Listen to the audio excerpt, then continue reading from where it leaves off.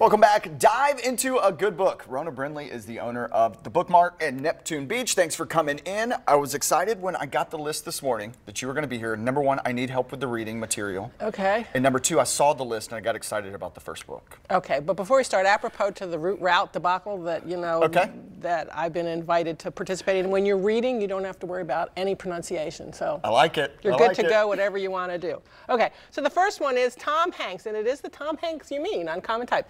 It's short stories, and because he's been in so many great movies, he knows how to tell a story, and he knows how to give you that good twist at the end that you aren't expecting and something that's sort of jarring. And he's very good at putting things in a time and a place. So you know by the car that's being driven and the Kelvinator refrigerator that it's the 1950s. He doesn't have to keep saying, it's the 1950s, it's the 1950s. And like most of the reviewers, my comment on this is it's just darn annoying that somebody who's so talented as an actor can also be such a great writer. I was about to say, like, he's one of my favorite actors, and it was funny to kind of read on the back. Steve Martin made a note, and then Mindy Kaling made a note that Steve Martin frustrated because he's so talented. Turns out he's a great writer, and then Mindy was saying that he has like a playfulness with his writing. Yes. He does. And so it's the same kind of thing that he does with acting. He knows how to tell a story, but short stories are hard to write.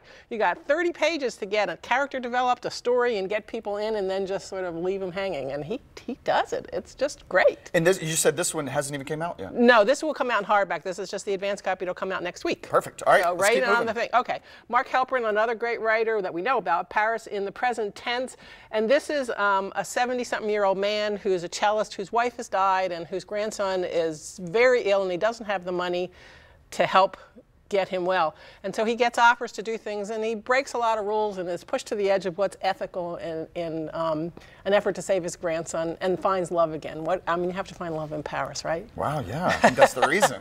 And that reviewers say it's just a pleasure to read. So very cool. All right, Wiley Cash. Wiley Cash. I told you this when I heard that it was Wiley Cash. I said, that's a name for an author. A Southern author. It has to Right? be a Southern author. North Carolina, the last battle. This is kind of, think Norma Ray. It's the end of 1929, and a woman with 4 kids. Her husband has left, and she's working in the mill, and the unions come to town and say, you know, we're going to fight for a 40-hour work week and minimum wage. And she really looks around and goes, that would just be amazingly fantastic.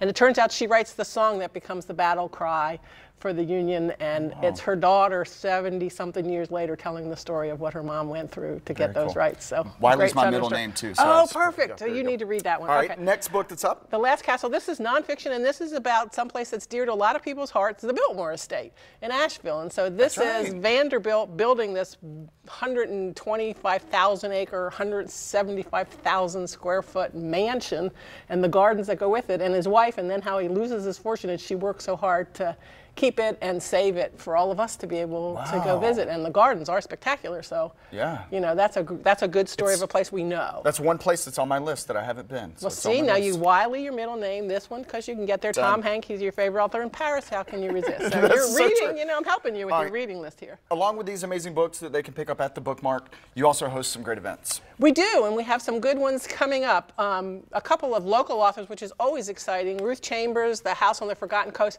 This is set in the west coast of Florida, which is always fun, in Apalachicola, a 100-year-old house that keeps her secrets well.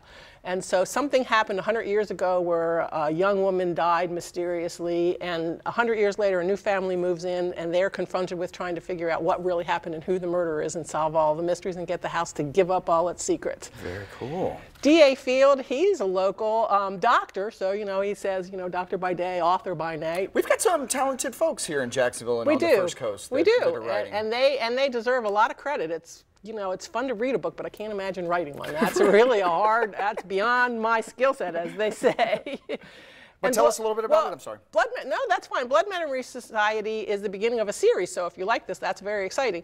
And it's the story of that you can inherit not just things like your eye color or your hair color, but your ancestors' memories and things that will come from the past in a whole different way. And there's some science in here, a little bit of fantastical science fiction, and a great story and a mystery. So you get all the parts, I know. All right.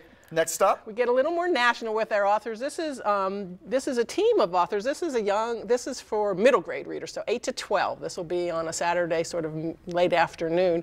This is two boys who are trying to save the world from these disastrous monsters who are trying to take over society, and they join the Adventures Guild, and their job is to fight the monsters and save the world. I mean, what child doesn't want to save the world? I'm in.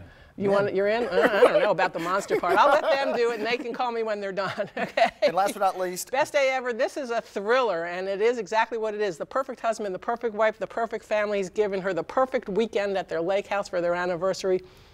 Not the best day ever.